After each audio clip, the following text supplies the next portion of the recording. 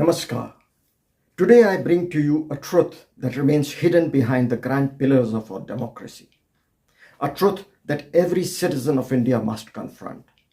Who really appoints the judges who decide our fates? It is not you, nor through any system answerable to the parliament, not even the president. What if I told you that India's top judges are chosen in secret? Not by the people, not by parliament, but by each other. It's time we end this. Today, judges appoint judges through a system called the Collegium, a system that was never written into our constitution, a system that operates behind closed doors in complete secrecy without any public accountability. It's time we asked ourselves, is this the justice system we deserve? The Collegium system was created not by our constitution, but by judicial pronouncements over the years. What started as a safeguard for judicial independence has now become a closed, self-selecting oligarchy. Today, 5 senior judges, they sit together, they decide who will sit on the benches of our high courts and Supreme Court. And they do it without public scrutiny, without any transparent criteria, without the people of India ever knowing how or why certain names are chosen and others dropped or ignored. This is not just opaque. It is fundamentally undemocratic and not approved by the Constitution. It is latent and axiomatic that personal equations between senior judges, influential members of the bar, they influence these decisions. Informal relationships and subjective assessments have replaced merit as the yardstick. And in this system, those who have served decades in the state judicial services, those who have delivered justice at the grassroots, are routinely sidelined. Direct appointees from the bar inducted younger, often secure faster promotions and find their way to the Supreme Court.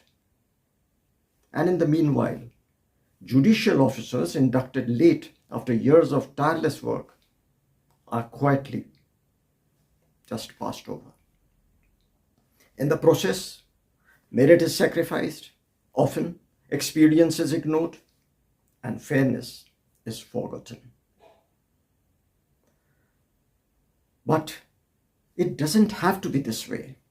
There is a solution, a bold and necessary one. India must create a National Judicial Service, a steel-jacketed, merit-based, transparent system where young, brilliant minds are recruited through an open, competitive examination, where career progression is based on integrity, ability, and performance, and where judges are insulated from political interference and personal biases. We already have the National Services for Administration and Policing, but the National Judicial Service must be even more protected. Unlike the IAS and IPS, where political executives control postings and promotions, the National Judicial Service, which I'm proposing, must be placed beyond the reach of political pressures. Its members must be governed by an independent Judicial Services Commission, free from the influence of politicians, bureaucrats, and vested interests. Only then can we build a judiciary that is truly independent, accountable, and meritocratic. It is time we pay heed. India cannot continue to be a modern democracy while clinging to a medieval system of judicial appointments. The Collegium was an experiment. I would say it has failed. Opaque selections, structural favoritism, public distrust, the signs are clear. The Collegium is democracy's blind spot, and leaving it unchecked is not judicial independence. It is judicial impunity. It is time to abolish the Collegium. It is time to establish the National Judicial Service. It is time to bring sunlight into the sacred halls of justice, because true justice must never begin in darkness. This is Lalit Shastri for the raw truth. Namaskar. Jai Hind.